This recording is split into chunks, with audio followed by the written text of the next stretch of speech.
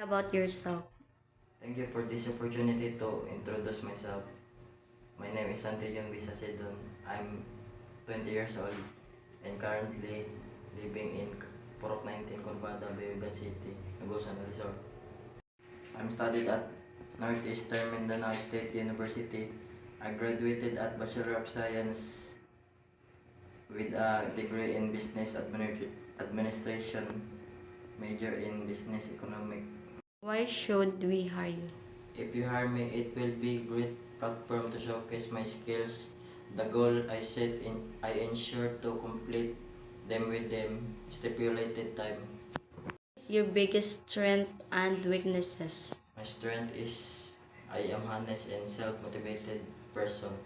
Also, I am quick learner and great team player.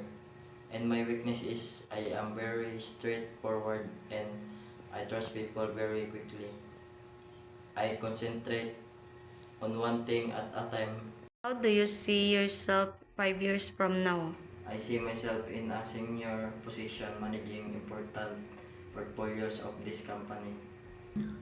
What should you do if you were given a task with a tight deadline but you also had other important work to finish?